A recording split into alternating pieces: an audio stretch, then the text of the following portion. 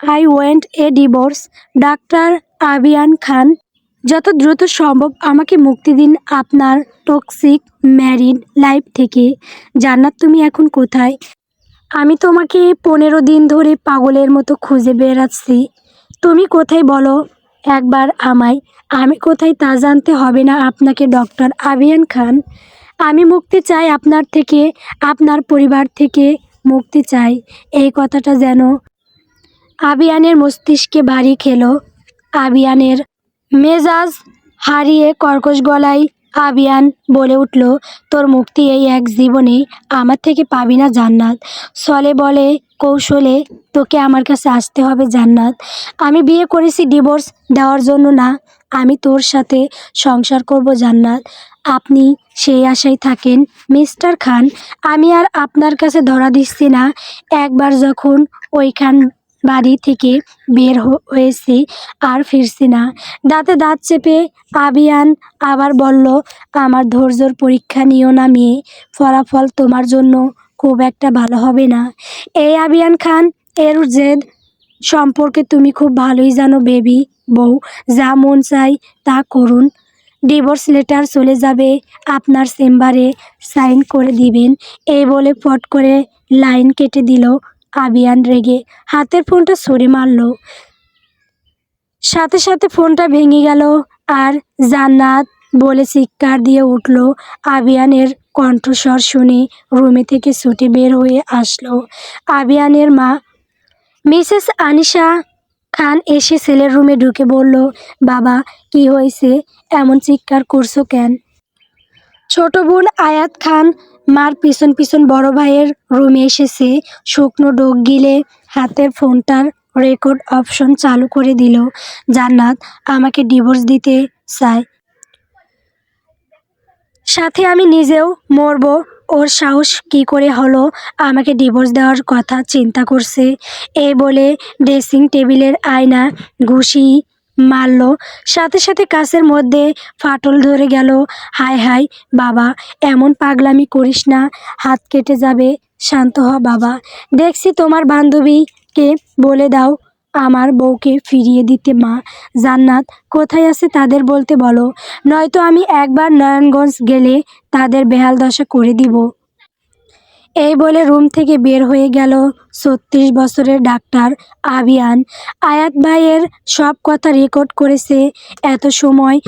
তারপর টুপকে সেই record WhatsApp নাম্বারে সেন্ড করে দিয়ে টাইপ করলো, সাবধানে থাকবে। মেসেজ সেন্ড করে আবার চ্যাট থেকে সকল মেসেজ ডিলিট করে দিল। জান্নাত মেসেজ পড়ে তপ্ত নিঃশ্বাস ছাড়ল। সে এখন শেখ রাসেল পার্ক আছে নারায়ণগঞ্জ। এই শেখ রাসেল পার্ক খুব সুন্দর, প্রাচুর ড্যান্ডি খ্যাত। নারায়ণগঞ্জে একটি পার্ক বা বিনোদনের স্থান এতদিন ছিল না। যান্ত্রিক কোলাহলের নগরীতে হাঁপিয়ে ওঠা সব বয়সী মানুষই কিছুটা স্বস্তির নিঃশ্বাস নিতে ভিড় জমাতো চাষারাই কেন্দ্রীয় শহীদ মিনারে ধীরে ধীরে নগরবাসীর প্রাণের দাবিতে পরিণত হয় একটি বিনোদন কেন্দ্র প্রতিষ্ঠার। এর প্রেক্ষিতে নারায়ণগঞ্জ সিটি কর্পোরেশন নগরীর দেওবন্দ বাবুরাইল এলাকায় 18 একর জায়গা নিয়ে 57,67,00,000 টাকা ব্যয় নির্মাণ করে শেখ রাসেল পার্ক। এই পার্কে নগরবাসী বিনোদন, খেলাধুলার পাশাপাশি প্রাতঃকালীন হাঁটাচলা করতে পারবে। পার্কে আছে হাঁটার পথ, জলাশয়, মুক্ত মঞ্চ, শিশুদের খেলার ব্যবস্থা সহ নানান সুযোগ সুবিধা। রেস্টুরেন্ট, সুইমিং পুল আছে। বন্ধুবান্ধব ও পরিবার নিয়ে পার্কে ঘুরে বেড়ানোর সুযোগ। স্মৃতি হওয়ার খুশি সকলে। পার্কটি নির্মাণের ফলে সকল বয়সী মানুষের বিনোদনের স্থান পেয়েছে। হাত ঘড়িটায় সময় দেখে নিল 5:25। নারায়ণগঞ্জের একটা সরকারি হাসপাতালে ইন্টার্নশিপ করছে জান্নাতের বাড়ি চট্টগ্রাম হালিশহরে। তারপর পরিবার বলতে মা পারভিন আহমেদ, বাবা জাহিদ আহমেদ আর তাদের একমাত্র সন্তান হলো জান্নাত। বয়স 30। মধ্যবিত্ত পরিবারের বড় হয়ে উঠেছে সে। বাবা কলেজ এর শিক্ষক, মেয়েকে ডাক্তারি পড়িয়েছে। এই ডাক্তারি পড়তে গিয়েই যেন কাল হয়ে দাঁড়িয়েছে জান্নাতের জীবনে। চট্টগ্রাম মেডিকেল কলেজে পড়তে গিয়ে দেখা হয় ডাক্তার আবিয়ান খানের সাথে। তারই ছাত্রী হয় জান্নাত। এই আবিয়ান খান হলো আনিশা খান ও আশরাফ খানের ছেলে। আবিয়ান খান আর এক মেয়ে আইজা খান। আয়াত খান পরিবার প্রথম সন্তান আবিয়ান খান। ফর্সা, লম্বা, চওড়া, বলিষ্ঠ দেহ, চোখের মণি অ্যাম্বার, হালকা বাদামি ও সোনালি রঙের। এই চোখ দেখলেই মানুষ তার প্রেমে পড়ে যাবে। ফর্সা মুখে খোসা খোসা চাপ দাড়ি, সাথে ঘাড় অবধি লম্বা চুল। এই ৩৬ বছরে সুদর্শন ডাক্তার আবিয়ান খান রকচটা মানুষ, যেমন তেমন বদরাগী। হসপিটালের নার্স, জুনিয়র ডাক্তাররা বেশ ভয় পায় তাকে। এই মানুষটার সাথে জান্নাতের জীবন জড়িয়ে গেল ৬ মাস আগে বিবাহ নামে পবিত্র এক বন্ধনে। আবিয়ানের মা আর জান্নাতের মা বান্ধবী। আবিয়ান হসপিটালে প্রথম দেখায় চাপা গায়ের বর্ণ জান্নাতকে পছন্দ করে ফেলে। ফর্সা আবিয়ান এর পাশে জান্নাতের গায়ের রং অনেকটা চাপা, উজ্জ্বল শ্যামলা। জান্নাত ডাগর ডাগর আঁখি, পাতলা মুখের গড়ন, উচ্চতা মাঝারি। এই জান্নাত এর জন্য মরিয়া হয়ে যায় ডাক্তার আবিয়ান খান। মাকে বলে এই মেয়ে তার চাই। হালালভাবে মিসেস খানও ছেলের আবদারে বান্ধবীর কাছে বিয়ের প্রস্তাব নিয়ে যায়। জান্নাতের আগা চড়ে দুই পরিবারের সিদ্ধান্তে বিয়ে ঠিক হয়। জান্নাতের ফাইনাল পরীক্ষা শেষ, বিয়ে হবে। আবিয়ান সবসময় জান্নাতকে চোখে চোখে রাখত। অন্য ডাক্তারের সাথে কথা বললেই শাস্তি দিত, আবার ধমক দিত। এতে করে জান্নাত একসময় মন খারাপ করত আর চিন্তা করত, কেন ডাক্তার আবিয়ান এত শাসন করে। পরে আবার ভাবত হয়তো পরিচিত তাই এমন করে। তবে জান্নাতের এই ভুল ধারণা ভাঙে সেদিন, যেদিন জান্নাতের পরীক্ষা শেষ হয়ে বাসায় এসে দেখে ডাক্তার আবিয়ানের পুরো পরিবার তাদের বাসায় উপস্থিত। জান্নাতকে দেখে তার মা তাকে বলে, এসেছিস মা, যা তাড়াতাড়ি ফ্রেশ হয়ে এই শাড়িটা পরে রেডি হয়ে আয়। এ বলে জান্নাতের হাতে মেরুন কালার এর জামদানি তুলে দেয়। এইসব কি মা? আন্টিরা হঠাৎ আমাদের বাড়িতে কেন? আর আমি বা কেন শাড়ি পরতে যাব এখন? আজ তোর নিকাহ, বাদ মাগরিবে মসজিদে নিকাহ হবে তোর আবিয়ান বাবার সাথে। কি আমার বিয়ে আর আমি কিছু জানি না? আর ডাক্তার আবিয়ানের সাথে আমার বিয়ে? তোমার মাথা ঠিক আছে মা? উনি কি পরিমাণ টক্সিক মানুষ তা তুমি ধারণা করতে পারবে না মা। ও খুব ভালো একটা ছেলে, নয়তো তোকে প্রথম দেখায় পছন্দ করেই বিয়ের প্রস্তাব দিয়ে বাসায় পাঠিয়েছে। তোর পড়াশোনার জন্য এতদিন অপেক্ষা করছে। তুই বল, এতদিন ধরে তোকে কোনো ডিস্টার্ব করেছে ও? তোর পড়াশোনার জন্য ও এতটা সময় দিয়েছে যাতে সম্পূর্ণ ফোকাস তোর পড়াশোনার মধ্যে থাকে। এইটা জানা সত্ত্বেও তুই ওর হবু বউ, তবুও তোকে এই বিষয়ে কিছু বলেনি। আর না আমাদের বলতে দিয়েছে। শুধু তোর কথা চিন্তা করে সেই ছেলেকে তুই বলছিস ও টক্সিক। এরই মাঝে আবিয়ানের মা জান্নাতের রুমে এসে জান্নাতকে দেখে বলল, এখনো রেডি হয়নি জান্নাত? তাড়াতাড়ি রেডি হয়ে আয় মা, সবাই মসজিদে চলে যাবে এখন। জান্নাত আর কিছু বলল না, মায়ের দিকে তাকিয়ে চলে গেল শাড়ি হাতে ওয়াশরুমে। সেদিন সন্ধ্যায় মসজিদে খুরমা খেজুর ছিটিয়ে 10 লাখ টাকা দেনমোহর নির্ধারণ করে বিয়ে হয়ে যায় জান্নাত আর আবিয়ানের। আর সেদিন রাতেই জান্নাত চলে যায় খানবাড়িতে। তারপরের দিন হয় বিশাল বড় করে অলিমার অনুষ্ঠান। জান্নাতের আত্মীয় স্বজন এবং আবিয়ানের আত্মীয় স্বজন শুভাকাঙ্ক্ষী উপস্থিত হয়ে তাদের জন্য দোয়া করে। তবে হসপিটালের অন্য ডাক্তাররা কানাঘুষা অনেক কথা বলছে। এমন সুদর্শন ডাক্তারের সাথে এমন মেয়ের বিয়ে তারা খুব সহজে নিতে পারল না। ফোন কলের শব্দ থেকে অতীত বের হয়ে থেকে বর্তমানে আসে জান্নাত। আনিকা তার বান্ধবী কল দিয়েছে। কল পিক করে জান্নাত বলল, আসসালামু আলাইকুম। কোথায় তুই? ওয়ালাইকুম আসসালাম দোস্ত, আমি পার্কের গেটের সামনে। তুই কোথায়? আমি ভিতরে আছি। তুই ভেতরে আয়, আমি সামনে আসছি, এই বলে কথা শেষ করলো। ফোনের ওয়ালপেপারে জান্নাত আর আবিয়ানের একটা ছবি। আবিয়ান জান্নাতের কপালে ঠোঁট ছুঁয়ে রেখেছে আর জান্নাত মুচকি হাসি দিয়ে চোখ বুজে আছে। আনিকা পার্কের ভিতরে ঢুকতেই জান্নাতের দেখা মিলল। জান্নাত উডপ্রিন্ট এর বোরকা পরনে, মাথায় মেসিং করে হিজাব বাঁধা, হাতে রেগুলার ইউজ এর ব্যাগ। জান্নাত তার দিকে এগিয়ে আসছে, জান্নাতকে জড়িয়ে ধরে বলল, ডাক্তারনি, অবশেষে তোর দেখা পেলাম। চল ওই পাশটা গিয়ে বসি। এই বলে পুল সাইড রেস্টুরেন্টে গিয়ে বসলো। মেনু কার্ড দেখে দুইজনের জন্য খাবার অর্ডার করলো। আনিকা কথা শুরু করলো, তা তোর ডাক্তারের কি খবর? ইংল্যান্ড থেকে এসেছে। আজ 15 দিন হলো সে বিডিতে। ও এমজি, তো তুই নারায়ণগঞ্জ থাকি জানতে পেরেছি। তোর সাথে কন্ট্যাক্ট হয়েছিল। কিছুক্ষণ আগেই কথা বলেছি। সে আমাকে খুঁজছে পাগলের মতো। আচ্ছা দোস্ত, তুই কেন আবিয়ান জিসুংকে ডিভোর্স দিতে চাচ্ছিস? এমন স্মার্ট চকলেট বয়কে তো মানুষ পেলে লুফে নিবে।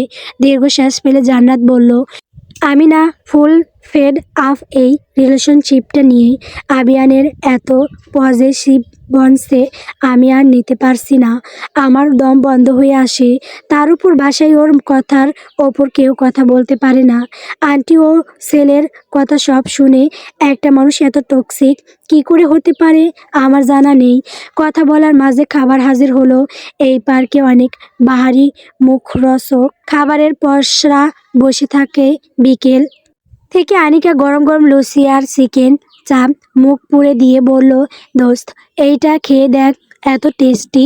মুখে দেওয়ার সাথে সাথে তোর সব মন খারাপ উধাও হয়ে যাবে। জান্নাত মুচকি হাসি দিয়ে খাবারের হাত দিল, মনে মনে বিসমিল্লা বলে খাবার মুখে দিল। সত্যি এই আইটেমটা অনেক টেস্টি। বেশ খাওয়া দাওয়া হলো পার্কে। যেহেতু নারায়ণগঞ্জ আছে, এই পার্কে আবার আসা হবে। চারপাশে মাগরিবের আজান দিচ্ছে।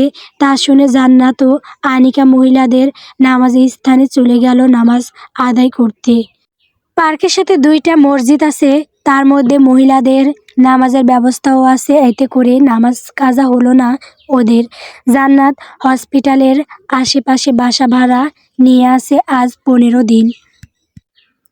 আজ রাতে তার সাথে আনিকা থাকবে। 2 বান্ধবী বাহির থেকে রাতের খাবার অনলাইনে অর্ডার করে দিয়েছে। আনিকার সাথে জান্নাতের পরিচয় হয় জান্নাতের মার মাধ্যমে। দূর সম্পর্কের বোনের মেয়ে হয় আনিকা। আগে চট্টগ্রাম থাকতো। আনিকার মার বিবাহ সূত্রে নারায়ণগঞ্জ থাকে। সমবয়সী আনিকা আর জান্নাত মাঝে মধ্যে আসা যাওয়া হতো। আনিকার সাথে ফ্রেন্ডশিপ হয়ে যায় জান্নাতের। তখন থেকেই তারা ক্লোজ ফ্রেন্ড হয়ে যায়। আনিকার মা জান্নাতকে তাদের বাসায় উঠতে বলেছিল, কিন্তু জান্নাত একা থাকতে চায়, তাই আলাদা বাসা নেওয়া। রাতে খাবার দাবার শেষ করে বিছানায় গেল দুইজন। আবার আনিকা জিজ্ঞেস করলো আবিয়ানের কথা। আচ্ছা দোস্ত, জিজু কি তোকে সবসময় চোখে চোখে রাখতো? হসপিটালে সবসময় তার সাথেই থাকতে হতো। বিয়ের পর তো আরও বেশি। খাওয়া দাওয়া থেকে শুরু করে আমার টু জেড সব তার ইচ্ছা অনুযায়ী হতো। আমি কি কালার লিপস্টিক দিব তাও সে বলতো। প্রথম প্রথম খুব ভালো লাগতো এইসব। সব মেয়েরা চায় তাদের স্বামী তাদের প্রতি পজিটিভ থাকবে, সব কিছুর খেয়ালা রাখবে, আহ্লাদ করবে। কিন্তু সেই অধিকার যত্ন যদি অতিরিক্ত হয়ে যায়, তাহলে দম বন্ধ হয়ে আসার উপক্রম হয়ে যায়। আমার মনে হতো আমাকে কেউ একটা খাঁচায় বন্দি করে রেখেছে, ঠিক বন্দি খাঁচার পাখির মতো। পাখিকে যেমন মুক্ত আকাশে উঠতে দেওয়া হয় না, গাছে গাছে ডালের পালে বসতে দেওয়া হয় না, পোকামাকড় খেতে দেওয়া হয় না, মালিক যা দিবে তাই খাবে বন্দি পাখি। ঠিক আমার জীবনটা আবিয়ান তা করতে চায়। আচ্ছা দোস্ত, তুই যে এই হসপিটালে আসলি, তা কিভাবে তোকে সাহায্য করলো কে? আবিয়ানের বন্ধু ডাক্তার রোহান আহমেদ এবং প্রফেসর কামাল স্যার। যদি কোনোভাবে জিজু জানতে পারে তার অনুপস্থিতিতে তার বউকে ভাগিয়েছে তার বন্ধু, তখন যে কি হবে আল্লাহ মালুম। দেখা যাক কি হয়, পরিস্থিতি কোথায় নিয়ে যায় আমাকে, আমিও দেখি। এই বলে জান্নাত বিছানায় গিয়ে বালিশে মাথা রাখলো। আনিকা জান্নাতের পাশে এসে চেপে দুষ্টু হাসি দিয়ে জিজ্ঞেস করলো, দোস্ত, এই দোস্ত, জিজু তোকে কি খুব আদর সোহাগ করতো তাই না? একটু বল আমায় কেমন করে আদর করতো। সি, তুই দেখি কেমন লুসু হয়ে গেছিস। আনিকা হাজব্যান্ড ওয়াইফের একান্ত কাটানো সময়ের কথা জানতে চায়। আরে বলো না, আমরা তো মেয়েই, কত বান্ধবীরা তো বলে। বল বল, একটা অভিজ্ঞতা নেই তোর থেকে? দাঁড়া, আন্টিকে বলবো তোকে খুব শীঘ্রই বিয়ে দিতে, তারপর তোর হাজবেন্ডের থেকে এইসব অভিজ্ঞতা নিস। বদ মেয়ে, যা ঘুমা এখন। এই বলে পাশ ফিরে জান্নাত চোখ বুজে রইল। চোখের পাতে বেশি উঠল জান্নাতের বিয়ের প্রথম রাতের স্মৃতি, অতীত। অলিমার আয়োজন শেষ হয়, রাতে জান্নাতকে দেওয়া হয় আবিয়ানের রুমে। সারা রুম জুড়ে ফুলের বাহারি, সুসজ্জিত ফুলের খাট দেখে জান্নাতের মনে এক অদ্ভুত অদৃশ্য ভয়, লাজুকলতা, শিহরণ সৃষ্টি হয়। আজ এই ঘরে এখন থেকে তার সাথে থাকবে ডাক্তার আবিয়ান, সুদর্শন এক পুরুষ। দরজা লক করার শব্দ শুনে নড়ে চড়ে উঠল জান্নাত। শাড়ির আঁচল মুঠোয় ভরে নিল ভয়ে, সর্বাঙ্গে কাঁপন সৃষ্টি হয়েছে, বুকের ভেতরটা দুপদাপ করছে, মনে হচ্ছে হার্টবিট বের হয়ে আসবে। আবিয়ান দরজায় হেলান দিয়ে দাঁড়িয়ে রইল। ফুলের মাঝে জান্নাত লাল টুকটুকে জামদানি পরে বসে আছে, শরীরে ফুল ও সোনার অলংকার জড়ানো। জান্নাত লাজুক মুখে বসে আছে মাথা নিচু করে। আবিয়ান দেখল তার বেবি বউকে, ঠোঁট কামড়ে হাসলো, গলা খাকিরি দিয়ে জান্নাতকে ডেকে উঠল, কাম হেয়ার জান্নাত। জি বলে জান্নাত চোখ তুলে আবিয়ানের পানে চাইলো। আবিয়ান চোখের ইশারায় তার কাছে যা ডাকছে। বিছানা থেকে নেমে বিড়াল পায়ে হেঁটে আবিয়ানের সামনে এসে দাঁড়ালো। আবিয়ান নিজের হাত রাখলো জান্নাতের কোমরে, সাথে সাথে জান্নাতের সমস্ত শরীরের বিদ্যুৎ ছুঁয়ে গেল যেন এক ঝটকায়। হাতের চাপ বাড়ল, জান্নাতকে টেনে নিজের সামনে নিয়ে এসে জান্নাতের দুই হাত ধরে নিজের পাঞ্জাবি বুতাম খুলতে বলল। জান্নাত লজ্জায় মাথা নিচু করে আছে, কাঁপা কাঁপা হাতে পাঞ্জাবি বুতাম খুলতে লাগলো। আবিয়ান এক দৃষ্টিতে তাকিয়ে আছে জান্নাত টকটকে লাল কম্পিত অদরের দিকে। শিকল পাতলা একজোড়া অদরের পাশেই কালো কুচকুচে তিলটা আবিয়ানকে কেমন ডাকছে। আবিয়ান কালো কুচকুচে তিলের দিকে তাকিয়ে জান্নাতকে বলল, আজ থেকে নতুন দায়িত্ব পালন করবে তুমি। আমি যখন বাইরে থেকে রুমে আসব, তুমি ঠিক এইভাবে আমার পোশাক খুলে দিবে। এই বলে জান্নাতের কোমরে আবার চাপ দিয়ে নিজের সাথে মিশে ধরল। মোহময় কণ্ঠে বলল, এই দিনটার জন্য আমি এতদিন অপেক্ষা করেছি। এই বলে জান্নাতের কপালে চুমু দিল। জান্নাত কেঁপে উঠল, চুমুর স্পর্শে টান দিয়ে নিজের পাঞ্জাবিটা খুলে ফেলল। উন্মুক্ত হলো সুচাম লোমশ দেহে। জান্নাতের চোখে সামনে চোখ সরিয়ে নিল সাথে সাথে। জান্নাত লজ্জায় হাতের বাঁধন হালকা করতেই জান্নাত ছিটকে সরে আসলো। আবিয়ান পায়জামার পকেট থেকে একটা চেক বের করে জান্নাতের হাতে তুলে দিয়ে বলল, এইটা তোমার দেন মোহর এর টাকা। এই টাকার মালিক তুমি বেবি বউ, এইটা শুধু তোমার অধিকার, নাও। জান্নাত হাত বাড়িয়ে টাকার চেকটা নিল, তাতে ডাক্তার আবিয়ান খান লেখার সাইন চকচক করছে। আবিয়ান আরও বলল, আমি চাই না আমার ছোঁয়া তোমার জন্য হারাম হোক, তাই আমি শুরু থেকে মোহরানা পরিশোধ করে দিলাম। আমাদের ইসলাম ধর্মে এটাই নিয়ম, দেড়মোহর সাথে সাথে পরিশোধ করে দিতে হয়।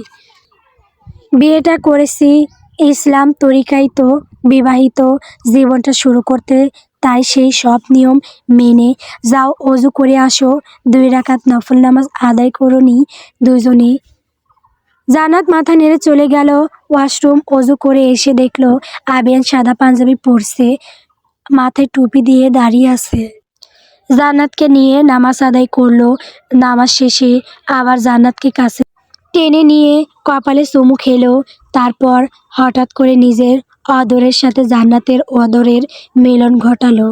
আকস্মিক ছোঁয়া, জান্নাত শক্ত পাথর হয়ে গেছে, নিঃশ্বাস যেন মনে হচ্ছে বন্ধ হয়ে যাবে। সমস্ত শরীরের এক শীতল প্রবাহ বয়ে গেল জান্নাতের। আবিয়ান ধীরে ধীরে বেপরোয়া হয়ে উঠছে। অদরের ছোঁয়া শেষ করে জান্নাতকে পাজা কোলে তুলে নিয়ে গেল ফুল বিছানো খাটে। লাইট অফ করে দিয়ে ডিম লাইট জ্বালিয়ে দিল সেই মিটি আফসায়া আলোয় জান্নাতকে আবেদনময়ী লাগছে। আবিয়ান আর নিজেকে ধরে রাখতে পারল না, সমস্ত শরীরে ভর ছেড়ে দিল জান্নাতের ওপর। ভালোবাসা উষ্ণতা ভরে গেল আবিয়ানের রুম জুড়ে। ভালোবাসার ছোঁয়া ছড়িয়ে পড়ল জান্নাতের ওপর। নতুন অনুভূতি সাথে সাক্ষাৎ হলো জান্নাতের। সুন্দর একটা রাত আসলো আবিয়ানের জান্নাতের জীবনে। পবিত্র বন্ধনে মজবুত এক সম্পর্কের সাথে আজ বাঁধা পড়ল দুইটি মন, দুইটি দেহ। আবিয়ানের পাগল করা ছোঁয়া জান্নাত দিশেহারা হচ্ছে। এই প্রথম রাতেই বুঝতে পারল আবিয়ান জান্নাতের জন্য কতটা উন্মাদ হয়ে আছে। ভোরের আলো ফুটেছে অনেক আগেই। শেষ রাতে আবিয়ান আর জান্নাত উঠে ফ্রেশ হয়ে ফজরের নামাজ পড়ে ঘুমিয়েছে। জান্নাত রাতে আর ঘুমোতে পারেনি, আবিয়ানও ঘুমায়নি। ভোর সকালেই ঘুমিয়েছে দুজন। আবিয়ান প্রতিদিন শরীরচর্চা করে থাকে নির্দিষ্ট একটা সময়ে। তা সে যতই দেরিতে ঘুমাক না কেন, সেই সময় অনুযায়ী আবিয়ান উঠে পড়েছে। জান্নাতকে তার বুক থেকে নামিয়ে বেডে সুন্দর করে শুইয়ে দিয়ে বের হয়ে যায় শরীরচর্চা করতে। ঘড়ির কাঁটা টিকটিক করে 10টার ঘরে চলছে। জান্নাত আর মোড়া ভেঙে ঘুম থেকে উঠে বসলো। চোখ ডলতে ডলতে বাঁ হাতের অনামিকা আঙ্গুলে নজর পড়তেই থমকে গেল। চোখের সামনে হাতটা এনে দেখতে পেল সবুজ রঙের পান্নার আংটি তার হাতে চকচক করছে। জান্নাত মনে মনে বলল, কি আশ্চর্য, কাল তো এই আংটি ছিল না, হাতে এইটা আসলো কোথায় থেকে? এই সব বিড়বিড় করতে করতে চোখ পড়ল বেড সাইড টেবিলের দিকে। সেখানে হলুদ রং একটা কাগজের চিরকুট। সেটা হাতে নিয়ে দেখতে পেল তাতে লেখা, শুভ সকাল মিসেস আবিয়ান খান, তোমার জন্য ছোট্ট একটা গিফট। ফুলসজ্জা রাতে বউকে কিছু গিফট দিতে হয়, কিন্তু কাল রাতে তোমার ছোঁয়া আমি পাগল হয়ে গিয়েছিলাম, তাই দিতে ভুলে গিয়েছি। পছন্দ হয়েছে আমার বেবি বউ। জান্নাত কাল রাতের কথা স্মরণ করতেই তার কান গাল লজ্জায় গরম হয়ে গেল। ইস, এই ডাক্তার খান তো একটা উন্মাদ। জান্নাত আবার বিড়বিড় করে বলল, আচ্ছা লোকটা আমাকে বেবি বউ কেন বলে ডাকে? কালও ডাকলো। আচ্ছা আমি কি বেবি নাকি যে আমাকে বেবি বউ বলবে? এরই মাঝে দরজায় নক করে জোরে জোরে ডাকতে লাগলো জান্নাতকে, ভাবি ভাবি দরজা খুলো, নিচে তোমার জন্য সবাই অপেক্ষা করছে। ভাইয়াও নিচে তোমার জন্য অপেক্ষা করছে। আয়াত এর ডাক শুনে জান্নাত বিছানা থেকে নেমে দরজা খুলে দিয়ে বলল, 5 মিনিটের মধ্যে আমি নিচে আসছি আয়াত। শোনো, ভাইয়া আর মা বলছে তোমাকে শাড়ি পরে নিচে নামতে। আচ্ছা তুমি যাও, আমি আসছি। ওকে ভাবি।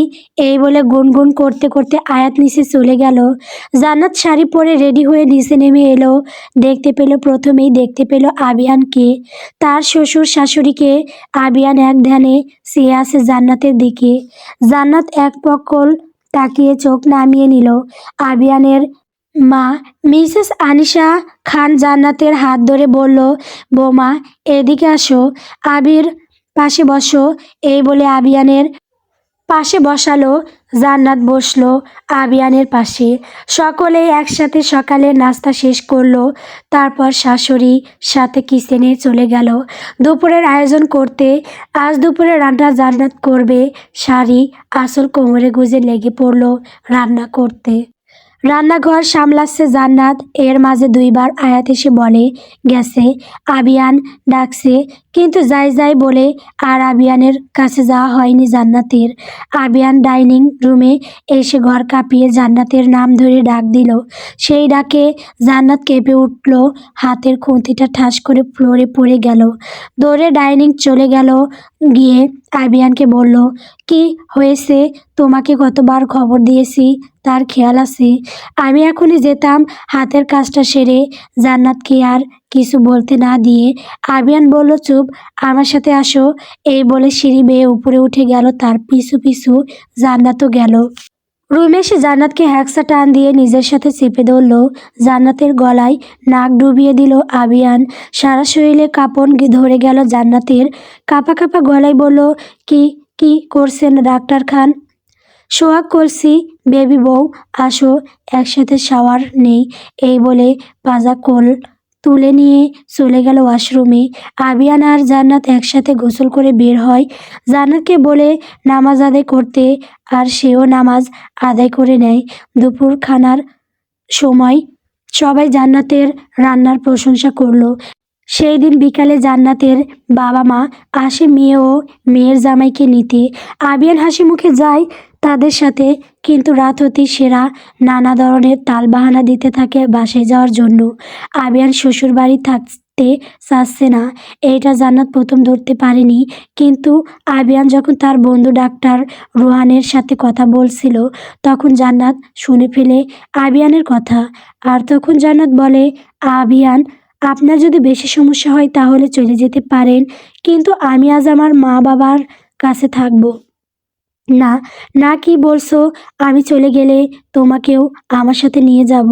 তোমাকে এইখানে একা রেখে আমার ওইখানে ঘুম হবে না। তাহলে আজ রাত আপনাকে এইখানেই থাকতে হবে। আবিয়ান কিছু একটা ভেবে রাজি হয়ে বলল, আচ্ছা ঠিক আছে, রয়ে গেলাম, কিন্তু কাল সকালে আমরা চলে যাব। আমাদের হানিমুনের যাওয়ার টিকিট কাটা হয়ে গেছে। কি, হানিমুনে যাব মানে? কেন জানো না, বিয়ের পর স্বামী স্ত্রী একান্তে সময় কাটানোর জন্য কিছুদিন বাইরে যায় ঘুরতে। জানি, তাই বলে এত তাড়াতাড়ি? এই বলে চোখ নাক মুখ কুঁচকে রাখলো জান্নাত। আবিয়ান দেখে সেই কুঁচকে রাখা চোখ নাক মুখ, তার চোখে জান্নাতের সব কিছু সুন্দর লাগে। এই যে এই মুহূর্তে জান্নাতকে তার একটা কিউটি বেবি গার্ল লাগছে। ডাকলো আবিয়ান জান্নাতকে, হে বেবি বউ, লুক অ্যাট। এই, আমাকে বেবি বলবেন না? 100 বার বলবো বেবি বউ।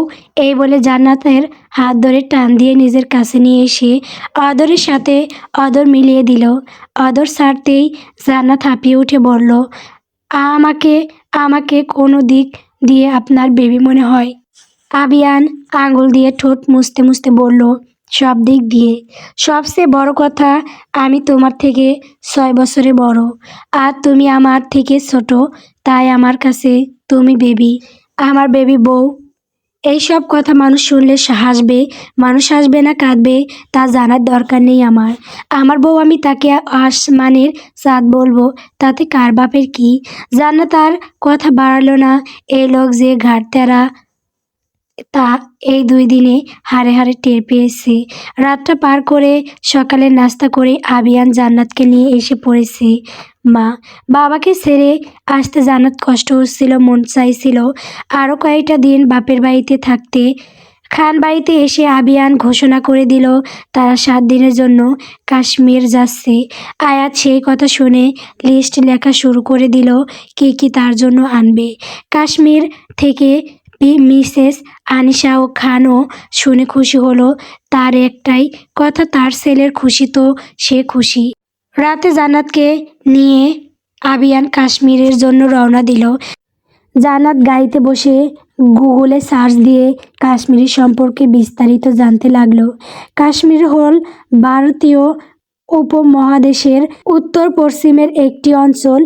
19 শতাব্দীর মাঝামাঝি পর্যন্ত কাশ্মীর শব্দটি ভৌগোলিকভাবে শুধু হিমালয় পর্বতমালা এবং পীরপঞ্চল পর্বতমালার উপত্যকাকে নির্দেশ করা হতো।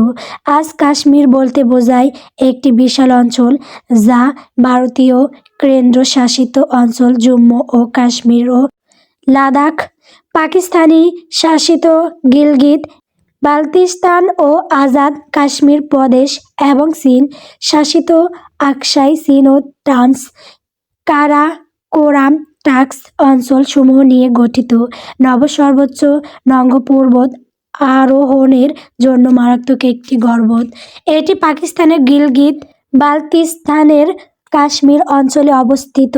1820 সালে মহারাজ রঞ্জিত সিং কাশ্মীরকে শিখ সাম্রাজ্যভুক্ত করে 1846 সালে প্রথম অ্যাংলো শিখ যুদ্ধে শিখদের পরাজয়ের পর এবং অমৃতসর চুক্তির মাধ্যমে ব্রিটিশদের কাছ থেকে এই অঞ্চল কেনার পর জম্মুর রাজা গুলাব সিং কাশ্মীরের নতুন শাসক হন।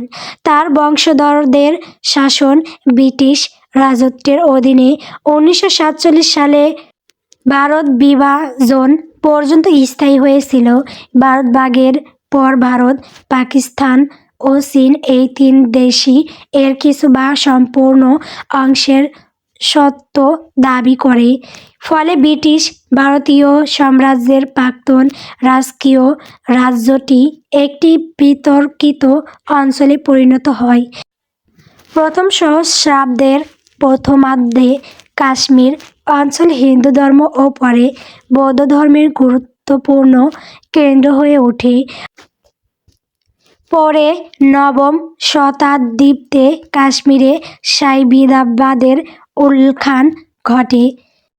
1339 সালে শাহ মীর কাশ্মীরিদের প্রথম মুসলমান শাসক হন। এক সালাতিন কাশ্মীর বা শাহ মীর রাজবংশের গোড়াপত্তন করেন। কাশ্মীর 1586 থেকে 1751 সাল পর্যন্ত মুঘল সাম্রাজ্যের অংশ ছিল এবং পরে 1820 সাল পর্যন্ত আফগান দুররানি সাম্রাজ্যের অংশ ছিল। এই বছর রঞ্জিত সিংহের নেতৃত্বে শিখরা কাশ্মীর দখল করে। 1846 সালে প্রথম ইঙ্গ-শিখ যুদ্ধে শিখরা পরাজিত হয় এবং জম্মুর রাজা গুলাব সিং অমৃতসর চুক্তির মাধ্যমে ব্রিটিশদের কাছ থেকে এই অঞ্চল ক্রয় করে কাশ্মীরের নতুন শাসক হন। তার উত্তরসূরিরা ব্রিটিশদের অধীনে এই অঞ্চল শাসন করে। 1947 সালে ভারত বিভাজনের পূর্ব পর্যন্ত ভারত বিভাজনের পর সাবেক ব্রিটিশ ভারতীয় সাম্রাজ্যের এই রাজ্যটি অমীমাংসিত অঞ্চলে পরিণত হয় এবং বর্তমানে এটি তিনটি দেশ কর্তৃক শাসিত হচ্ছে। দেশ তিনটি হলো ভারত, পাকিস্তান ও চীন। কি দেখো ফোনে জান্নাত? আবিয়ানের প্রশ্ন শুনে ফোন থেকে চোখ সরিয়ে আবিয়ানের পানে চাইল জান্নাত। তারপর জবাব দিল, কাশ্মীর সম্পর্কে একটু গুগল করে নিচ্ছি। এই বলে আবার ফোনে নজর দিল। আবিয়ান আর কিছু বলল না, সে জান্নাতকে দেখতে লাগলো মুগ্ধ নয়নে। বিয়ের আগে দেখতো কিন্তু জান্নাতকে বুঝতে দিত না। এখন জান্নাত তার বিয়ে করাবো। বিয়ের পর থেকে জান্নাতের রূপে যেন অদ্ভুত এক রোশনাই ছড়াচ্ছে। এই জান্নাতের মাঝে বিলীন হয়ে যেতে তাই আবিয়ানের পাগল মন। কাশ্মীর তার প্রাকৃতিক সৌন্দর্যের জন্য পরিচিত, যা পৃথিবীর স্বর্গ হিসাবেও পরিচিত। কাশ্মীরের সবুজ উপত্যকা, তুষারাবৃত পর্বত, মনোরম হ্রদ এবং মনোমুগ্ধকর দৃশ্য বিদ্যমান, যা একে একটি জনপ্রিয় পর্যটন গন্তব্য করে তুলেছে। কাশ্মীরের সৌন্দর্যের কিছু উল্লেখযোগ্য দিক: প্রাকৃতিক দৃশ্য। কাশ্মীর উপত্যকা তার সবুজ উপত্যকা, বরফের আচ্ছাদিত পর্বতমালা এবং শস্য হ্রদের জন্য বিখ্যাত। ঝিলাম নদীর তীরে সাইপ্রেস গাছের সারি উপত্যকার সৌন্দর্য বৃদ্ধি করে। দর্শনীয় স্থান: গুলমার্গ, সোনমার্গ, পহেলগাঁও, শ্রীনগর এবং অন্যান্য স্থান কাশ্মীরের প্রকৃতির সৌন্দর্য উপভোগ করার জন্য জনপ্রিয় স্থান। সাংস্কৃতিক ঐতিহ্য: কাশ্মীর তার স্থাপত্য, কারুশিল্প এবং স্থানীয় খাবারের জন্য বিখ্যাত। হাউসবোট এবং কাশ্মীরি কার্পেট ও পশমের বস্তু বিশ্বজুড়ে পরিচিত।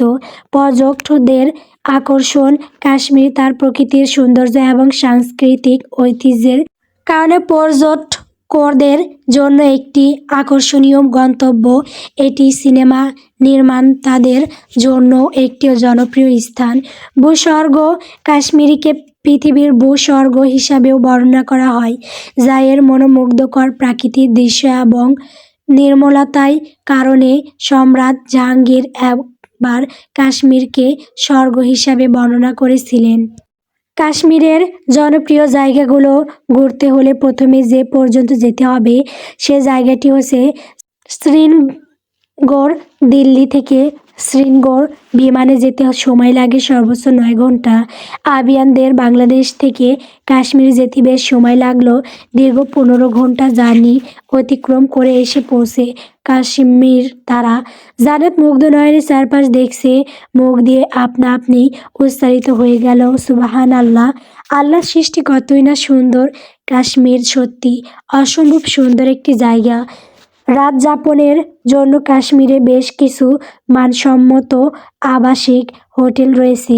এগুলোর ভাড়া পড়তে পারে 1000 থেকে 1500 রুপি বা 1320 থেকে 1980 টাকার মধ্যে। শ্রীনগর ও জম্মুতে থাকার জন্য হোটেলের পাশাপাশি রয়েছে রিসোর্ট ও হাউসবোট। এখানে 2 জনের জন্য রুম ভাড়া পড়তে পারে 1200 থেকে 2500 রুপির, 1584 থেকে 3300 টাকা মধ্যে। তবে ডাল লেক সংলগ্ন হাউস বোটগুলো সবথেকে জনপ্রিয় টুরিস্ট এলাকা। এখানে থাকার খরচ অন্যান্য হোটেলগুলোর তুলনায় প্রায় দ্বিগুণ। আবিয়ান এক হাতে লাগেজ অন্য হাতে জান্নাতকে ধরে তাদের থাকার জন্য হাউস বোটে চলে গেল। এতটা পথ জার্নি করে দুজনে বেশ ক্লান্ত। শাওয়ার নিতে চলে গেল দুজন। ফ্রেশ হয়ে এসে জান্নাতকে নিয়ে বের হয়ে গেল রাতের খাবার খেতে। শীতে জান্নাত রীতিমতো কাঁপছে ঠক ঠক করে। জান্নাতের কাপড় দেখে আবিয়ান হাসলো। প্রাণপ্রিয় স্ত্রীর কাঁধে হাত দিয়ে নিজের সাথে চেপে ধরল যাতে শীত কম লাগে। হাঁটতে হাঁটতে সামনে পেয়ে গেল খাবারের সন্ধান। বিরিয়ানি গন্ধে খিদে যেন ডাবল ভাবে বেড়ে গেল। জান্নাত আর আবিয়ানের গিয়ে অর্ডার করে দিল কাশ্মীরের বিখ্যাত সেই মাটন বিরিয়ানি। অন্যান্য মশলা ও রন্ধনশিল্পের কারণে কাশ্মীরের খাবার রয়েছে শ্রীনগরের এক স্বতন্ত্র সংস্কৃতির ছাপ। এখানকার নানা ধরনের তাজা ফল অন্যান্য যে কোনো পাহাড়ি ফলের স্বাদকে হাজার মানাতে সক্ষম। কাশ্মীরের বিখ্যাত মাটন বিরিয়ানি একবার হলেও ভোজন রসিক পর্যটকরা চেখে দেখার চেষ্টা করেন। এখানকার বিশেষ খাবারের মধ্যে রয়েছে ওজওয়ান কাশ্মীরি কাবাব, মাটন রোগান জোশ, ভেড়ার মাংস, পনির সামান, আলুর দম এবং নাদরু ইয়াখনি। আর রয়েছে এলাচ, দারুচিনি, জাফরান এবং বাদাম দিয়ে বানানো এক ধরনের চা আছে যাকে কাহবা বলা হয়। এছাড়া এখানকার গুড় গুড় চা নামের বাটার চাও বেশ জনপ্রিয়। গরম গরম বিরিয়ানি খাচ্ছে জান্নাত, বেশ সুস্বাদু। আবিয়ান জান্নাতের মুখ নাড়িয়ে খাবার খাওয়ার দৃশ্য দেখে নিজে না খেয়ে হঠাৎ জান্নাতের চোখ পড়ায়। সে খাবার বন্ধ করে দিয়ে বলে, ডাক্তার খান, কি দেখছেন? খাবার যে ঠান্ডা হয়ে যাচ্ছে, খেয়ে নিন। এই বলে নিজের পাত থেকে মাটনের পিস নিয়ে এক লোকমা তুলে ধরল আবিয়ানের মুখের সামনেই। আবিয়ান জান্নাতের আঙুল সহ পুরোটা মুখে নিয়ে গভীরভাবে টেনে নিল এবং আঙুল কামড় দিল। আবিয়ান এমন কাণ্ডে এই শীতে জান্নাতের শিরদাঁড়া দিয়ে শীতল প্রবাহ বয়ে গেল। লজ্জায় লাল হয়ে উঠল গাল দুটো। আবিয়ান খাবার চিবুতে চিবুতে হাসছে। তারপর নিজের প্লেট থেকে এক লোকমা খাবার নিয়ে জান্নাতের মুখের সামনে ধরে বলল, নিও, হা করো। আমি যে খাবার নিলাম তুমিও সেই ভাবে টেনে নাও। সে অসভ্য পুরুষ। এই বলে আবিয়ান এর হাত থেকে খাবারটা খেয়ে নিল। আবিয়ান ঠোঁট কামড়ে হাসলো আর বলল, আমি অসভ্য শুধু তোমার জন্য বেবি বউ। এই বলে চোখ মারল। জান্নাত চোখ কুঁচকে বলল, এই আমাকে বেবি বউ ডাকেন কেন? আমার ভালো লাগে তাই ডাকি। এই বলে ঠোঁট চোখা করে চুমু দেখালো আবিয়ান। জান্নাত আবার লজ্জায় পড়ে গেল। আশেপাশে চেয়ে দেখলো কেউ দেখেছে নাকি। না, তেমন কেউ নেই। শরীর গরম রাখতে খাওয়ার পর দুজন কাহাব নিল। খেতে খেতে হাঁটা ধরলো। নিজের বোট হাউসে যাওয়ার সময় জান্নাতের দৃষ্টি পড়ল অন্তরঙ্গ মুহূর্তে এক কাপলের দিকে। সাথে সাথে নজর সরিয়ে ফেলল জান্নাত। আবিয়ান তা দেখে বলল, ইটস নর্মাল, এইখানে 20-এর ভাগ টুরিস্ট হচ্ছে হানিমুন কাপল বেবি বউ, চলো আমরা গিয়ে ভালোবাসা শুরু করি। এই বলে জান্নাতকে কোলে তুলে নিয়ে চলে গেল নিজের বোট হাউসে। বাইরে ঠান্ডা শীতল বাতাস, রুমে কাঠের আগুন জ্বলছে রুম গরম রাখার জন্য, আর আবিয়ানের উষ্ণতা ভরা ছোঁয়া জান্নাত দিশেহারা হচ্ছে। মধুর একটা রাত শেষ হয়ে কাশ্মীরের ভোরের আলো সকালটা শুরু হয় জান্নাত এর। শীত শীত আবহাওয়া, ঠান্ডা মৃদু বাতাসে শরীর কাঁপন দিচ্ছে। ফজরের নামাজ পড়ে আর ঘুম দেয়নি জান্নাত। আবিয়ান ঘুমাচ্ছে কম্বল মুড়ি দিয়ে। রাতের আবিয়ানের পাগলামি কথা ভেবে মুচকি মুচকি হাসছে। সকাল 9টা নাস্তা করে বের হলো জান্নাতকে নিয়ে কাশ্মীরের জনপ্রিয় দর্শনী স্থানে ঘুরতে। কাশ্মীরের জনপ্রিয় দর্শনীয় স্থানগুলো শ্রীনগরেই মিলবে অপার্থিব অনুভূতির সঞ্চার করা ডাল লেকের স্নিগ্ধতা। এছাড়া এই লেকে রয়েছে এশিয়ার প্রথম ভাসমান সিনেমা হল সংসরাচার্য মন্দিরের চূড়া থেকে জম্মু ও কাশ্মীরের এই রাজধানী শহরটির প্রায় পুরোটা চোখে পড়ে। কাশ্মীর ভ্যালি, কারাকোরাম এবং পীর পাঞ্জাল রেঞ্জ পরিবেষ্টিত এই উপত্যকাটি দেখতে একদম ডিমের মতো। হিমালয়ের এই বৃহত্তম উপত্যকার সেরা আকর্ষণ হচ্ছে এখানকার 130 কিলোমিটার দীর্ঘ ট্রেকিং পথ। পাহাড়ের উপর অদ্ভুত সমতল রাস্তা রোমাঞ্চকর বাইকিংয়ের জন্য বেশ জনপ্রিয়। পেহেলগ্রাম একদিকে ভীতি সঞ্চার করা গভীর উপত্যকাগুলোর আশ্রয়স্থল, বেতাব উপত্যকা অন্যদিকে হাজার বছরের স্রোত বুকে নিয়েছে নবীন লিডারহুড। এদের মাঝে পাহালগাম যেন বুনো ও আদিম প্রকৃতির এক সত্য স্ফুট উপাখ্যান। এরই মধ্যে লিডার হ্রদে রোমাঞ্চকর রাফটিংয়ের হাতছানি উপেক্ষা করা দুষ্কর। শহরের বিপণিগুলোর জগৎ জোড়া খ্যাতি জানা না থাকলেও ঐতিহ্যবাহী কাশ্মীরি সামগ্রীগুলো একবার হলেও ছুঁয়ে দেখার ইচ্ছে করবে। সোনামার্গ শ্রীনগর থেকে 80 কিলোমিটার উত্তর পূর্বে অপরূপ উপত্যকা ও ঝর্ণার এক নৈসর্গিক সংমিশ্রণে সোনামার্গ এলাকার বরফের নদী থাজিয়ান হিমবাহ আর সিন্ধু নদী দেখার সময় চোখের পলক ফেলারই অবকাশ মিলবে না। আর এই বিস্ময়কে সঙ্গ দিতে এখানে রয়েছে স্লেজিং, স্লো বাইক এবং ঘোড়ায় চড়ে ঘুরে বেড়ানোর সুযোগ। গুলমার্গ সবুজ ঘাসে আচ্ছাদিত। গুলমার্গ সারা বছরই বরফে ঢাকা থাকে।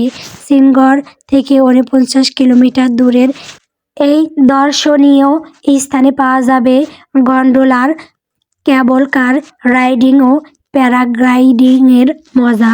ভারতের শীতকালীন ক্রীড়াজগতের কেন্দ্রস্থল হিসেবে পরিচিত এই পাহাড়ি অঞ্চলটি এশিয়ার অন্যতম সেরা স্কিইং স্পট। তাছাড়া দেখার মতো আরও আছে বাবা ঋষির মাজার, Khilanmarg golf course, saint Mary church, Alpather lake, biosphere reserve এবং আফারওয়াত পিক। প্রকৃতির অনিদ্য রূপ লাবণ্য উপভোগের জন্য সারা বছরই ভ্রমণ পিপাসুদের ভিড় থাকে কাশ্মীরে। যারা বরফের জগতে ডুবে যেতে চান তারা বেছে নিতে পারেন ডিসেম্বর থেকে ফেব্রুয়ারি মাস।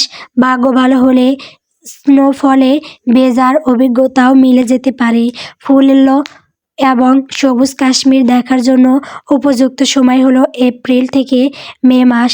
আজ কাশ্মীরের দিনটা কাটতে লাগলো নানা ধরনের আনন্দের মধ্যে ঘুরে ফিরে। কার রাইডিং, রাফটিং, স্কিইংয়ের মতো রোমাঞ্চকর সময় কাটালো 7টা দিন। আর রাতে আবিয়ানের রাজত্ব চলল জান্নাতের ওপর। আর জান্নাত স্বামীর ভালোবাসা বিমোহিত হলো। কাশ্মীরের রাতগুলো জান্নাতের জীবনের মধ্যতম রাত হয়ে থাকলো। পেহেলগামের যে রূপ বোলার নয়কাশ্বমীর পহেলগ্রাম উপত্যকার সৌন্দর্য সুইজারল্যান্ডের সৌন্দর্যকে হার মানায়। বর্তমানে কাশ্মীরের সৌন্দর্য চমৎকার, কিছুটা সবুজ আবার কিছুটা বরফে মিশ্রিত। পৃথিবীর ভূস্বর্গ কাশ্মীরের সৌন্দর্যের বর্ণনা ও ইতিহাস।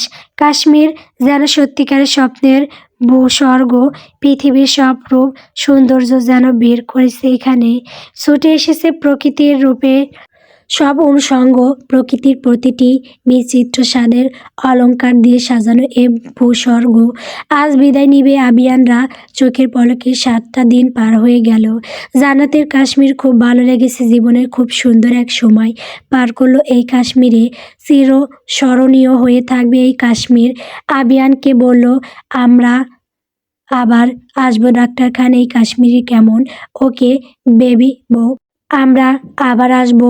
এই বলে জান্নাতের কপালে চুমু খেয়ে বেরিয়ে পড়ল দিল্লির উদ্দেশ্য। রাত 1টায় চট্টগ্রাম এসে উপস্থিত হয়েছে জান্নাত আর আবিয়ান। আনিশা খান ছেলে ও ছেলের বউকে বুকে টেনে নিয়ে বলল, তাড়াতাড়ি ফ্রেশ হয়ে আসো, আমি খাবার গরম করছি। এরই মাঝে আয়াত দৌড়ে এসে ঝাঁপিয়ে পড়ল জান্নাতের ওপর আর বলল, ভাবি I miss you so much, I miss you too. এই আই ইউ স্যার, ওকে এমন বাদরের মতো ওর গলায় ঝুলে আসিস কেন? ওর দম বন্ধ হয়ে মারা যাবে। আবিয়ানের ধমক খেয়ে আয়াত কাঁচুমাচু হয়ে জান্নাতকে ছেড়ে দিল। তারপর আস্তে করে বলল, সরি ভাবি, এইভাবে তোমাকে ধরাটা ঠিক হয়নি। আরে দূর, কী যে বলো। জান্নাত উপরে আসেও, কাম ফাস্ট। আবিয়ান এর ডাক শুনে জান্নাত চলে গেল উপরে আবিয়ানের পিছু পিছু। ফ্রেশ হয়ে খাওয়া দাওয়া করে বেডরুমে আসতে আসতে ঘড়ির কাঁটা রাত 2টা পড়ল। আবিয়ান জান্নাতকে আষ্টে পৃষ্ঠে জড়িয়ে জান্নাত এর বুকে মাথা দিয়ে আছে। আবিয়ানের থেকে ছাড়া পাওয়ার জন্য অনেক চেষ্টা করেছিল জান্নাত, কিন্তু আবিয়ানের জেদের কাছে হার মানতে হলো জান্নাতকে। ক্লান্ত শরীরের ওপর আবিয়ান তার বিশাল দেহের ভর ছেড়ে দিয়ে শুয়ে আছে। ভোরের আলো ফোটার সাথে সাথে কর্মব্যস্ত জীবন শুরু হয়ে গেছে। নদী বন্দরে জেলেরা মাছের ঝুড়ি নিয়ে যাচ্ছে বাজারে। রাস্তা ঝাড়ু দিচ্ছে ঝাড়ুদাররা। শহরের রাস্তা পরিষ্কার করার জন্য আবিয়ান মর্নিং ওয়াক করে ঘেমে নিয়ে দৌড়ে দৌড়ে বাড়ি এসে থামলো। জান্নাত লাগেজ থেকে জিনিসপত্র বের করছে, সবার জন্য কম বেশি কেনাকাটা করেছে, সেটাই দিবে সবাইকে। শ্বশুর আর শাশুড়ির জন্য কাশ্মীরি শাল নিয়ে এসেছে, আর আয়াতের জন্য ব্যাগ, শাল, শো পিস, আরও অনেক কিছু। আবিয়ান রুমে এসে জান্নাত এর সামনে দাঁড়িয়ে পড়ল। জান্নাত চোখ মেলে তাকিয়ে দেখল ঘামে ভেজা এক সুতাম বলিষ্ঠ দেহের পুরুষকে। বসা থেকে দাঁড়িয়ে পড়ল, তারপর হাত বাড়িয়ে আবিয়ানে কোমরে নিল। দুপাশ থেকে টেনে টি শার্টটা ওপরে তুলে খুলে দিল, আর সাথে সাথে ফর্সা লোমশ বুকটা উন্মুক্ত হয়ে গেল। বুকে পিঠে নখের আঁচলের দাগ কেমন লালচে হয়ে আছে। জান্নাতের তা দেখে কষ্ট লাগলো। ইস, কি করেছে সে এসব? তোমার দেওয়া ভালোবাসার স্পর্শ এগুলো বেবি বউ, আই লাইক ইট। এই বলে জান্নাতের মুখ চেপে ধরে ঠোঁটে চুমু খেলো আবিয়ান। আবিয়ান ফ্রেশ হয়ে নিচে এসে দেখলো তার মা ও জান্নাতকে টেবিলে নাস্তা সাজাতে। আয়াত সোফায় বসে তার আনা জিনিসগুলো দেখছে আর একটা করে ছবি তুলছে, ফ্রেন্ডের দেখাবে। আজ আবিয়ান আর জান্নাত একসাথে হসপিটাল এসেছে। হসপিটালের সকলে আবিয়ানকে দেখে সালাম দিচ্ছে, আর বদরাগে আবিয়ান জান্নাতের হাত মুঠোয় নিয়ে হাঁটিয়ে যাচ্ছে আর মাথা নেড়ে নেড়ে সালাম এর জবাব দিচ্ছে। নিজের কেবিনে এনে জান্নাতকে নিয়ে বসলো। রোগীদের ফাইল দেখছে, দুজন একটু পর রাইডে যাবে, আর জান্নাতও দেখবে নতুন রোগীদের কি ট্রিটমেন্ট দেওয়া হয়। ডাক্তার রোহান হলো আবিয়ানের বন্ধু। আবিয়ান হসপিটালে এসেছে শুনে দেখা করতে আসলো আবিয়ানের কেবিনে। জান্নাতকে মহিলা ওয়ার্ডে পাঠানো হয়েছে। আবিয়ান মাত্রই নিজের কেবিনে এসে বসলো, আর তখনই রোহানের আগমনে সে বলল, দোস্ত, কেমন কাটলো তোর মধু চন্দ্রিমা? এই বলে চোখ মারল চেয়ারে হেলান দিয়ে আছে আবিয়ান। রোহানের দিকে তাকিয়ে বাবলিসীনভাবে বলল, মধু চন্দ্রিমা আমার বেশ ভালোই কেটেছে। তুই সেই সব বুঝতে পারবি না, বিয়ে যদি করতি তাহলে বুঝতে পারতি মধু চন্দ্রিমায় কী যে মজা। আমি কি কষি খোকা যে কিছু বুঝতে পারবো না বলে যাস না, আমি কিন্তু একজন ডাক্তার। ওই হ্যাঁ, তুই তো ডাক্তার, তুই তো সব জানবি, কিন্তু জেনে কি হলো? আজ পর্যন্ত তো একটা বউ কপালে জুটাতে পারলি না। এই বলে তাচ্ছিল্যর হাসি হাসলো আবিয়ান। বিয়ে করব এখন, ভালো মেয়ে পাচ্ছি না, কি এক মুসিবতে মধ্যে আছি। কাজের সময় সঠিক কিছু পাওয়া যায় না, ভালো করে খুঁজে দেখ, ভালো মেয়ে ঠিকই পাবি। আর এখন তাই চোখে পড়ছে না, তা বলেছিস ঠিক। আমার বোন আইজার জন্য একটা সুপাত্র সন্ধানে আছি, কিন্তু কিছুতেই মন মতো পাত্র পাচ্ছি না। তোর এইটু বোনকে বিয়ে দিয়ে দিবি আবিয়ান? কথায় এইটুকু 22 বছর বয়স, অনার্স 3য় বর্ষের ছাত্রী, আর তুই বলছিস এইটুকু? আরে আয়াতকে তো অনেক দিন দেখি না, ও যখন এসএসসি দিবে তখন দেখেছিলাম। সেই বোন আমার বড় হয়ে গেছে, এখন উপযুক্ত পাত্র মিললে বিয়ে দিয়ে দিব। বেল চেপে পিয়নকে ডেকে 2 কাপ কফির অর্ডার দিল আবিয়ান। বাকি গল্পটা কফি খেতে করবে ডাক্তার সারা জান্নাত এর মতোই ইন্টার্ন চিকিৎসক ডাক্তার রোহানের পিছু পিছু গুড়গুড় করে। শ্যামবর্ণ লম্বা চওড়া রোহানের ওপর প্রেমে পড়েছে সারা। আজ সারা আর জান্নাত একসাথে এক ওয়ার্ডে আছে, রোগী দেখছে আর তার ফাঁকে ফাঁকে কথা বলছে জান্নাতের সাথে। জান্নাত, তুমি তো বিয়ের পর বেশ রূপবতী হয়ে উঠেছো। আগে ছিলে মায়াবতী, এখন হলো রূপবতী। দৌড় কি যে বলো না, তুমি দিন দিন সুন্দরী হচ্ছ। এইটার কারণ কি সারা জানতে পারি? সারা লাজুক হাসলো, দাঁত দিয়ে ঠোঁট কামড়ে হেসে বলল, আমার না ডাক্তার রোহান স্যারকে না সেই লাগে। কি? রোহান স্যার মাথা নেড়ে জবাব দিল, স্যারকে বলেছ? আরে না, স্যারের সামনে তো থাকতেই পারছি না, রোগীদের জ্বালায় ডাক্তার হয়েছ, আর রোগীর হেল্পা সহ্য করতে হবে না। জানো আজ তোমাকে আর আবিয়ান স্যারকে দেখে কি যে ভালো লেগেছে আমার। ইস, আমি যদি এমন করে রোহান স্যারের সাথে একসাথে হসপিটালে আসতে পারতাম, কতই না ভালো লাগতো। হয়েছে, চুপ থাকো, ওই দেখো স্যার আসছে। এই বলে দরজার দিকে তাকালো দুজন। ডাক্তার রোহান ও আবিয়ান এসেছে। রোহান হাসি মুখে জান্নাতকে কিছু জিজ্ঞেস করার জন্য মুখ খুলেছে মাত্র, ঠিক তখনই আবিয়ান বলে উঠল, মিসেস খান, 11 নাম্বার কেবিনের পেশেন্ট এর কি অবস্থা, আমাকেও আপডেট দিন। এই বলে জান্নাতকে নিয়ে পেশেন্টের সামনে চলে গেল। রোহান ব্যাককল এর মতো চেয়ে রইল। এটা কি হলো? আবিয়ান তার বউয়ের সাথে কথা বলতে দিল না রোহানকে। লাঞ্চ আওয়ারের সময় জান্নাতকে আবার নিজের কেবিনে ডেকে পাঠালো আবিয়ান। জান্নাত আরও ইন্টার্ন ডাক্তারদের সাথে লাঞ্চ করার জন্য ক্যান্টিনে গিয়েছিল। সবার মাঝে পিয়ন এসে বলে গেল, ডাক্তার আবিয়ান খান তার কেবিনে ডেকেছে। এই কথা শুনে সকলে মুখ টিপে হেসেছে। জান্নাত খাবার রেখেই চলে গেল কেবিনে। May I coming sir? Yes come. খাবার প্লেটে খাবার রাখা জান্নাতকে আবিয়ান বলল, হাত ধুয়ে আসো বেবি বউ, আমাকে খাইয়ে দাও।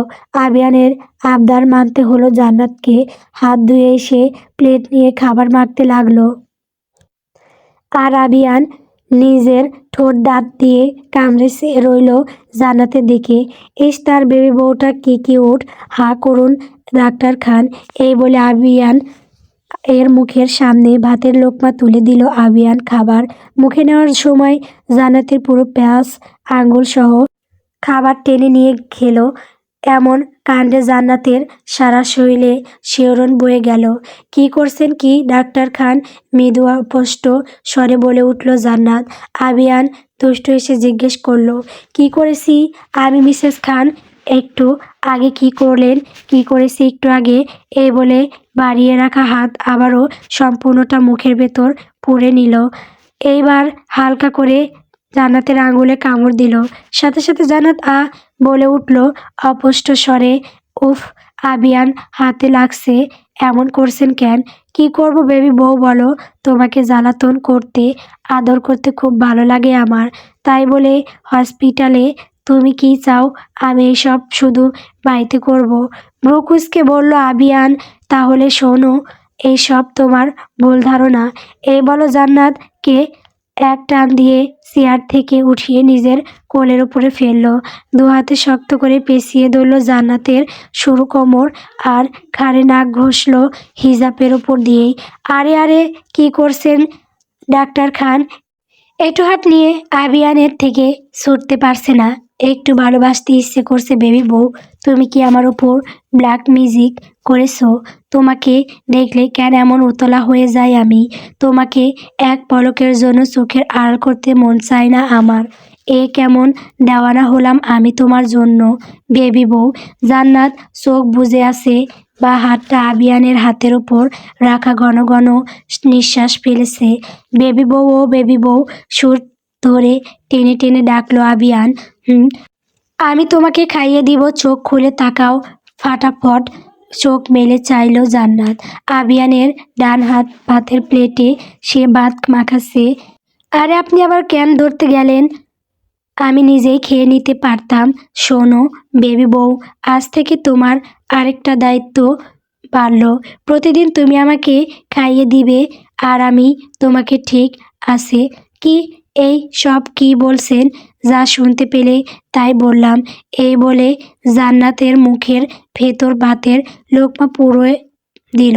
জান্নাত আর কিছু বলতে পারল না, মুখে ভাত নিয়ে চিবুতে লাগলো। দিন যত যায় আবিয়ানের পাগলামি তত বাড়তে থাকে। জান্নাতকে একা কোথায় যেতে দেয় না, এমন কি বলে দিয়েছে সে শুধু মহিলা রোগী দেখবে, কোনো পুরুষ রোগী দেখতে পারবে না। বাড়িতে যত সময় থাকে জান্নাতকে নিয়ে রুমে বেশি সময় কাটায় আবিয়ান। আবার মন চাইলে হুটহাট করে রাত বিরাতের বের হয়ে যায়। সব কিছু আবিয়ানের মর্জি মতো হচ্ছে। জান্নাত কি খাবে, কি পরবে, কোথায় যাবে, কার সাথে কথা বলবে, ফোনে কত সময় দিবে, A to Z সব আবিয়ান ঠিক করে দিচ্ছে। মনে হচ্ছে জান্নাত তার কাছে একটা কোলের পুতুল। সে ইচ্ছে অনুযায়ী এই পুতুলকে নাচাবে। প্রথম প্রথম 1-1.5 মাস জান্নাত এসব কিছু সহজে মেনে নিয়েছে আবিয়ানের ভালোবাসা হিসেবে, কিন্তু দিনকে দিন এইসব গলার কাটা হয়ে বিঁধছে। না পারছে ফেলতে আর না পারছে গেলতে। এমন করেই সময় আরলে গেল 5 মাস। এর মাঝে আয়াতকে পাত্রপক্ষ দেখে গিয়েছে। আয়াত কান্নাকাটি করে শেষ, সে এখন বিয়ে করবে না। এই কথা শুনে আবিয়ান বেজায় রাগ করলো। আয়াত নিজের রুমে বসে কান্না করছে। তখন জান্নাত আয়াতের রুমে গিয়ে জিজ্ঞেস করলো, তোমার কি কাউকে পছন্দ আয়াত? আমাকে বলতে পারো, প্রমিস আমি কাউকে বলবো না। ভাবির মুখে এমন কথা শুনে আয়াত 2 হাতে চোখ মুছে নাক টেনে বলল, ভাবি, আমার না ডাক্তার রোহানকে খুব ভালো লাগে, কিন্তু ভাইয়ার ভয়ে আমি কিছু বলতে পারছি না। 1 মিনিট। কি বললে? রোহান স্যার মানে তোমার ভাইয়ার বন্ধু ডাক্তার রোহান? আয়াত মাথা নেড়ে হ্যাঁ বলল। সর্বনাশ, ডাক্তার সারা ও তো রোহান স্যারকে পছন্দ করে। এক প্রকার পাগল ও মেয়ে। সারার কথা শুনে আয়াত নাকের পাতা ফুলিয়ে বলল, ওটা কোনো ডাইনি। ওর সাহস কত বড় আমার রোহানের দিকে নজর দেয়। ওর চুলগুলো ছিঁড়ে ফেলবো আমি ভাবি। জান্নাত শুকনো ডোক গিলে বলল, মেয়েটা অনেক ভালো। আর আমি কি পচা মাছ গন্ধ বের হচ্ছে নাকি আমার গা থেকে? চোখ মুখ কুঁচকে বলল আয়াত। হঠাৎ করে আয়াতের এমন রণচণ্ডী রূপ দেখে জান্নাত থতমত খেয়ে বলল, না না, তা হতে যাবে কেন? তুমি মাশাআল্লাহ কত সুন্দরী। এই বলে আয়াতের চিবুকে হাত ছুঁয়ে চুমু খেয়ে বলল। জান্নাত মনে মনে বলতে লাগলো, ভাই বোন দুটাই গোয়ার, কেউ থেকে কেউ কম না। ভাবি তুমি আমাকে সাহায্য করবে তো ডাক্তার রোহানকে পেতে? আমি সেই ছোটবেলা থেকে রোহানকে পছন্দ করি। ওর জন্য কত ছেলেকে রিজেক্ট করেছি। প্লিজ ভাবি তুমি ভাইয়াকে রাজি করাও। ভাইয়া তোমার কথা শুনবে। শোন আয়াত, তোমার ভাইয়া কতটা রাগী তুমি আমার থেকে খুব ভালো জানো। সে যেটা ঠিক মনে করবে তাই করবে। আমার বা তোমার কথা সে শুনবে, তবুও আমি চেষ্টা করব। এই বলে আয়াতের রুম থেকে চলে গেল। আবিয়ান 20 মিনিট এর সময় দিয়েছিল আয়াতের সাথে কথা বলার জন্য। জান্নাতের সেই সময় শেষ। আবিয়ান রেডি হচ্ছে, ড্রেসিং টেবিলের সামনে দাঁড়িয়ে মাথার চুল ঠিক করে নিচ্ছে। তার পাশেই জান্নাত বোরকা পরে দাঁড়িয়ে আছে। এখন তারা পটিয়া যাবে জান্নাতের বাপের বাড়ি। রেডি হয়ে জান্নাতকে বলল, শোনো বেবি বউ, আমরা কিন্তু থাকবো না, ডিনার করে চলে আসবো। ডাক্তার খান প্লিজ 2টা দিন আমি থাকি, হসপিটাল তো 2 দিন বন্ধ আছে, প্লিজ 2টা দিন থাকি। আমি কবে থেকে আব্বু আম্মুর সাথে থাকি না, সরি বেবি বউ। এই বলে জান্নাতের কোমরে হাত দিয়ে টেনে নিজের কাছে এনে আবার বলল, তোমার বরটা যে বড্ড তোমাকে ভালোবাসি, আমি তোমাকে ছাড়া একদিনও থাকতে পারবো না। I need you my love today tomorrow forever. এই বলে জান্নাতের ঠোঁটে চুম্বন করলো লম্বা সময় নিয়ে। তার জান্নাতের মেকআপ ঠিক করে বের হয়ে গেল নিচে। শাশুড়ি থেকে বিদায় নিয়ে চলে গেল জান্নাত আর আবিয়ান পটিয়া শ্বশুর বাড়ি। শ্বশুর বাড়িতে দুহাত ভরে ফল মিষ্টি নিয়ে এসেছে আবিয়ান। পারভিন বেগম মেয়ে আর মেয়ের জামাইকে দেখে খুশিতে কেঁদে দিলেন। তার মেয়েটা কতদিন পর এ বাড়িতে পা রাখলো। জাহিদ আহমেদ আবিয়ানকে নিয়ে সুপার রুমে বসে কথা বলছেন। জামাই শ্বশুরের আড্ডা জমে উঠেছে। পারভিন বেগম কাজের মেয়েকে নিয়ে কাজে লেগে পড়লেন। মেয়ে জামাই কে কি খাওয়াবে তা তৈরি করতে ব্যস্ত। জান্নাত নিজের বেডরুমে এসে বিছানা শুয়ে রইল। কতদিন পর নিজের রুমে পা রাখলো। এই রুমটা কত আপন তার ছিল। এই রুমে কত স্মৃতি, ছোট থেকে বড় হওয়া, তারপর বিয়ে হয়ে আরেক বাড়ি চলে যাওয়া। রাতে বেশ খাওয়া দাওয়া হলো। পারভিন বেগম অনেক রিকোয়েস্ট করে মেয়েকে রাখলো নিজের কাছে, তাই আবিয়ানও থেকে গেল একটা রাত তার বেবি বউয়ের সাথে। এতে করে জান্নাত খুশি হয়েছে, তবে আবিয়ান যদি না থাকতো তাহলে আরও বেশি খুশি হতো।